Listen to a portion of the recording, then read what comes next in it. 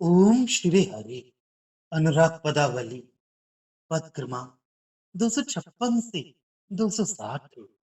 सूरदास जी कहते हैं, एक गोपी अपनी सखी से कह रही है, सखी, मेरे नेत्र, मेरी इंद्रियों और मन के साथ मिलकर चले गए। अब वे मुझे व्याकुल छोड़कर वहां स्वयं मौज उड़ाते हैं। ये कभी अपनेपन का कार्य नहीं करते। ये तो अधम लोगों का काम है। हमारे साथ ही इन्होंने जीवन बिताया, पर अब हम बेकार हो गए। संसार में ऐसे लोगों को धिक्कार है। बार बार ये कहकर पश्चाताप करती हूँ। यही नहीं, जिनके हृदय में धर्म का विचार नहीं है, उनका जन्म धिक्कार के योग्य है।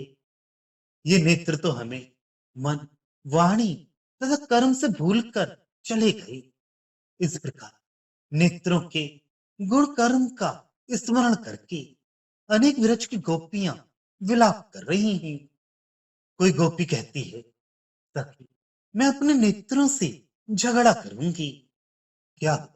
जो वे श्याम सुंदर के साथ थे, मैं उनकी भुजा पकड़कर उनसे आमने सामने लड़ूंगी। जन्म से ही पालन पोषण करके मैंने उन्हें बड़ा किया। अब प्रत्येक दिन के उपकार का हिसाब करूंगी। कहूंगी, तुमने रूप की लूट क्यों की? और अपने हिस्से का रूप मैं रख लूंगी। मेरे और नेत्रों के एक ही माता पिता हैं, और हम एक ही घर में साथ रहे हैं। ऐसी दशा में मैं उनसे भला क्यों डरूंगी? यदि वे मेरा भाग नहीं देंगे, तो मैं भी उन्हीं के रंग में ढल जाऊंगी। उन्हीं के समान निष्ठुर बन जाऊंगी। एक गोपी कह रही है, सखी, मुझसे भी मेरे भी नेत्र ढीठ कहे जाते हैं। मेरे साथ भी ढिठाई करते हैं। जब तक मैं मौन धारण किए चुप हूं, तभी तक वे अपनी इच्छा पूरी कर रहे हैं। मैंने उनको आगे कर रखा है, फिर वे मुझे क्यों बोलते हैं? अपना काम स्वार्थ के लिए तो वे मुझसे मिलकर चले, और अब मेरा भाग देते उन्हें रोना आता है।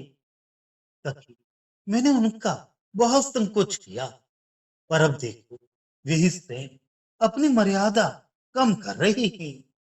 जो जैसा है उसके साथ वैसा ही व्यवहार करना चाहिए।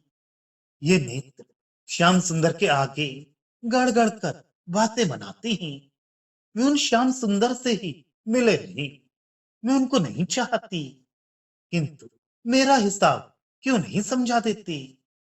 बात यह है कि श्याम सुंदर के संग ने इनका गर्व बढ़ा दिया है, और उन्हीं के बल पर ये हमसे शत्रुता बढ़ाती हैं।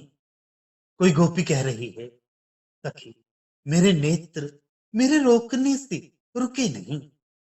सखी, कुछ ऐसा जान पड़ता है कि उस घुंघराले अलकों वाले नंद के लड़के ने कुछ मंत्र पढ़ दिया है।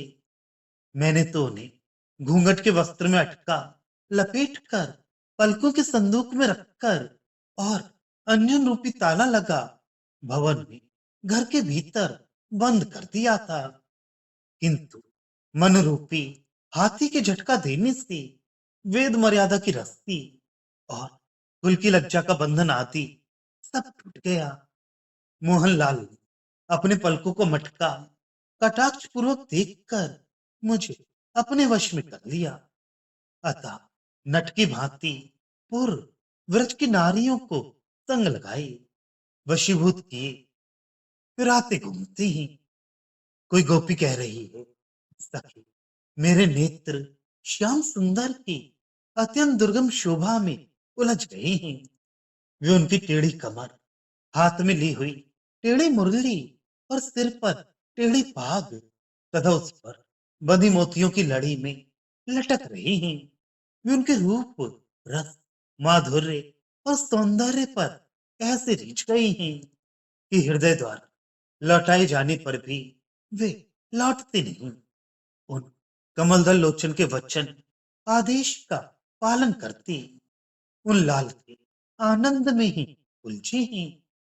वे तो अपने सखाओं के बीच में मंद मंद मुस्कुराते रहती हैं, किसी के द्वारा रोके रुकते नहीं।